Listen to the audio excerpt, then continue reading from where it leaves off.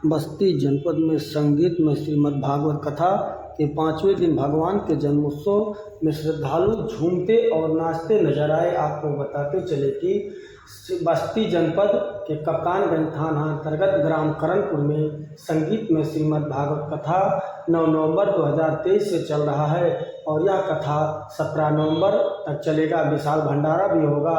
वहीं व्यास गद्दी पर विराजमान स्वामी श्री स्वरूपानंद जी महाराज के मुखारबिंद से भक्त कथा श्रवण कर रहे हैं।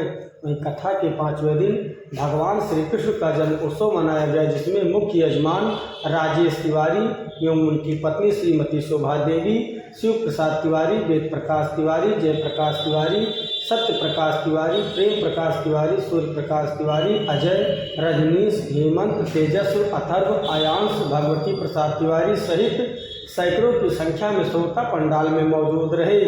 वहीं वो जहां भक्तों ने स्वामी श्री स्वरूपानंद जी महाराज के मुखारबिंद से श्री रामचरितमानस के धनुष यज्ञ और भगवान श्री कृष्ण जन्मोत्सव सुना। वहीं भगवान के जन्म पर श्रद्धालु भारी संख्या में महिला व पुरुष बच्चे सब झूमते नाचते नजर आए। कथा आयोजक मनीष तिवारी ने बताया कि इस कथा से यही प्रेरणा मिला कि भगवान के पद चिन्हों पर चलने से कभी कोई संकट नहीं आता और लोगों से कथा सुनने और करवाने के लिए भी अपील की। वहीं व्यास गद्दी पर विराजमान बाल संत स्वामी श्री स्वरूपानंद जी महाराज ने बताया कि भक्ति और सत्संग से भगवान से भेंट होता है। माया के जाल में फंसकर यहाँ प्राणी प्रभु को भूल जाता है।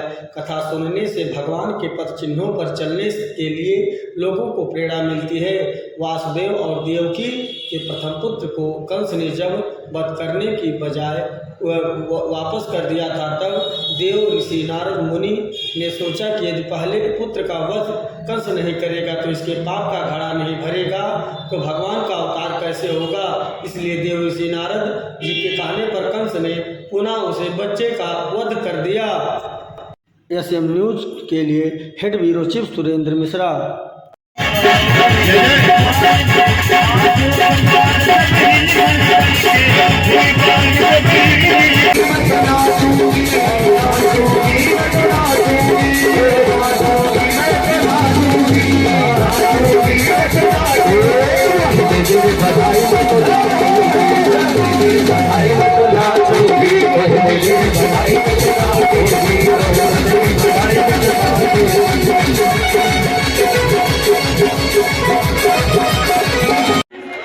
ये बताइए, करणपुर में आप कथा करा रहे हैं, कथा का आज कैमा दिन है और कथा का उद्देश्य आपके मन में कहाँ से आया और लोगों को क्या संदेश देना चाहेंगे? लोगों को हम यही संदेश देना चाहते हैं, लोग भक्ति के मार्ग में आगे बढ़ते हैं और कथा का मतलब ये है कि हमारे ग्राम सभा में सारे लोग कथा सुने और महाराज जी बताते हैं उनको बात कर पाते।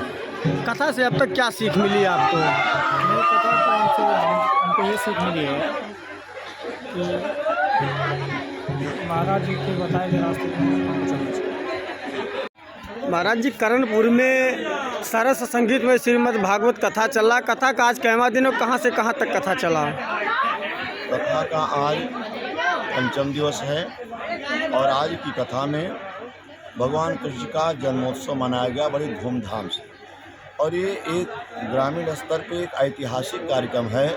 इस कथा के हमारे जो मुख्य यजमान हैं श्री राजेश तिवारी, धर्मपत्नी शोभा देवी और उनके सुपुत्र मनीष भैया का इतना अथक प्रयास है कि ग्रामीण स्तर पे भगवान की मंगल कथा हो, लोग अपने जीवन में आदर्श उतारें और क्षेत्रवासियों का कल्याण करें। एक कथा में एक चीज़ देखा गया है श्रीमद् भागवत कथा में कि कंस माता देवकी के प्रथम पुत्र को वापस कर दिया था, उसके बाद फिर वध कर दिया, इसमें क्या कहेंगे आप? देव ऋषि नारद जी ने मन में सोचा, हालांकि भगवान का कुछ बिगाड़ नहीं पाएगा और अगर इसका जो करुणा है ये ऊपर से है और इसके पाप का घड़ा जब भरेगा तभी फूटेगा। इसलिए नारद जी ने सोचा जल्दी इसके पाप का घड़ा भर गया और फूट गया, इसलिए उसने फिर बच गया।